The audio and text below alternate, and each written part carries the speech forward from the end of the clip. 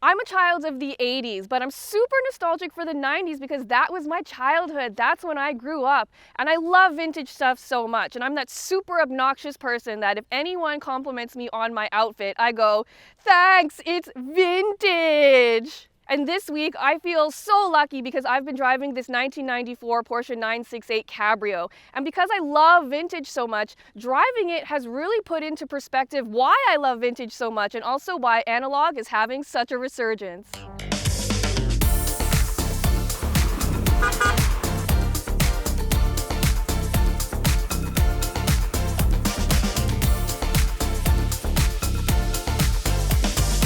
For more expert car reviews, don't forget to share our channel and subscribe so you can catch some of this and maybe even a little of that. So let me hit you with some facts about analog. Sales of cassette tapes have hit a 20-year high. A friend of my boyfriend's also recently went to Japan and was absolutely shocked by how many young people he saw using Walkmans. I think that is so cool. And film cameras and film sales have gone up. Pentax, for the first time in like 20 years, has come out with a brand new film camera. And these things aren't cheap, like vinyl is booming. All of these analog formats that we thought were obsolete are all of a sudden really popular again. And to me, it makes so much sense. Like, I love old stuff. I love vintage. I have typewriters. I have a VCR at home. I love vintage furniture and vintage home decor and vintage clothing. And to me, when so many of these new technologies exist to make our lives easier and more convenient, why are so many people returning to analog technology that we thought was obsolete? And I'm the first to admit, like, driving this car is not easy and it's not convenient. Like, ergonomically, it's a mess. Every time I drive it, it feels like a bit of an adventure because I'm not sure if something will break or if I'll even make it to where I'm going. For more examples, there's no cup holder, everything's manual. Opening the top and putting it back is a whole process. I feel like you needed a special cheat code to be able to figure out how to do it. There's like little tools you need. It's not convenient. This manual transmission is not the easiest to use either. Everything is just like really finicky. There's no reverse camera, there's no safety gear, there's no blind spot monitoring, any of this stuff. All of these technologies that exist in current cars to make things easier don't exist here. And my logic tells me that I shouldn't enjoy driving this, but I absolutely adore this car. So my theory is that not having everything automated for you really just like reconnects you to the act of driving. And I think a lot of other analog tech does that too. Like, you have to work for it. This car makes you work for the fun. And it's honestly so hard to be distracted when driving this car because it requires so much of your attention, It really requires you to slow down and once again become an active participant in the act of driving rather than a passive consumer. And I feel that way with like listening to a record as well. Like, it's way easier for me to open up my Spotify app and stream it from my Bluetooth speaker. They have endless selection of music, all the newest stuff.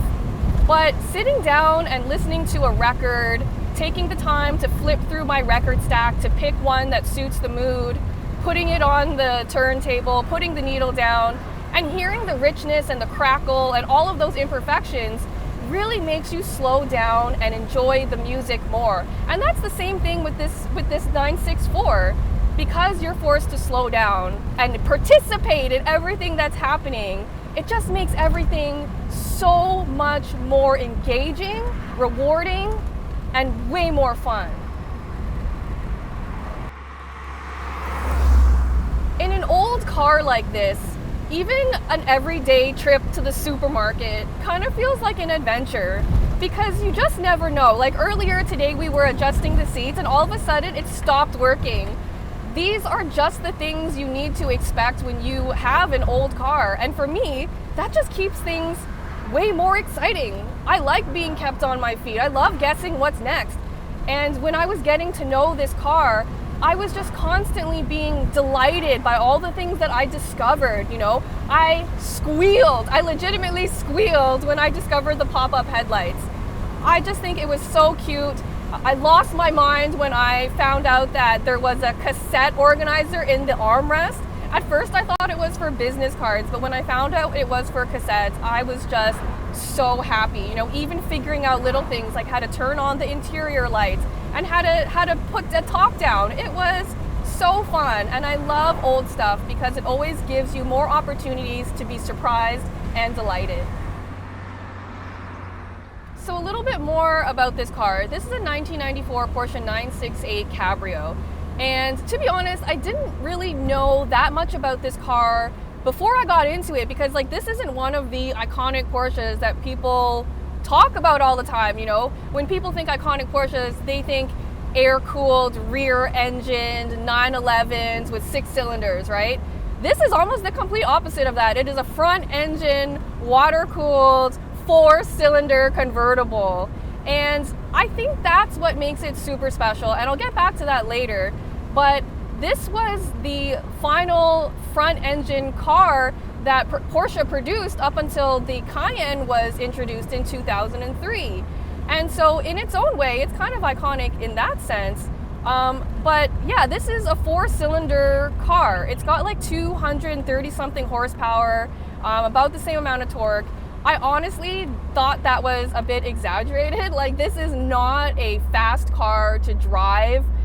It requires a lot of your effort. You know, there's no power steering, so parking it is arm day. You know, the clutch is quite stiff. There's a learning experience to getting to know this car. And I really think that's what makes it so charming.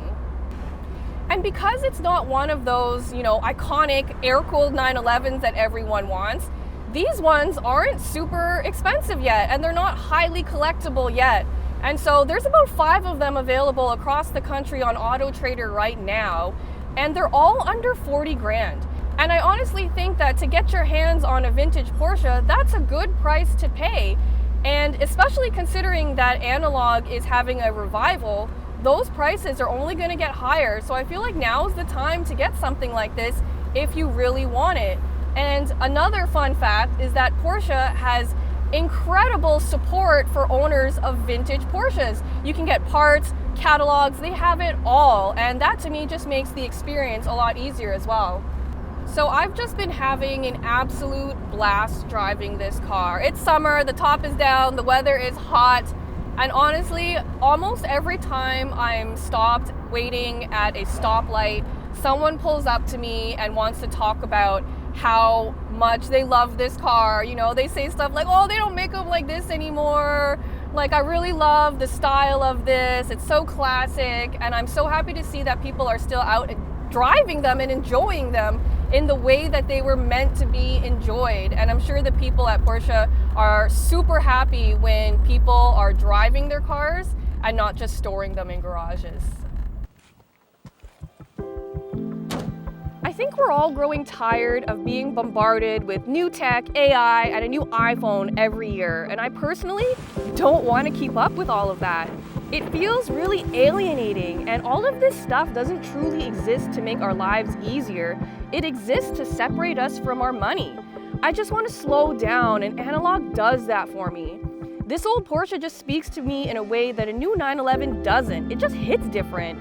This car really makes you work for the joy, and when there's effort involved, trial and error, building up new skills, and a time investment, it gives everything more meaning. You feel more engaged, and that to me is worth the premium that analog stuff demands. There's just a certain honesty to this vintage Porsche and other analog stuff. Analog is characterized by its imperfections, and imperfections are what make us human. We need to embrace more of that.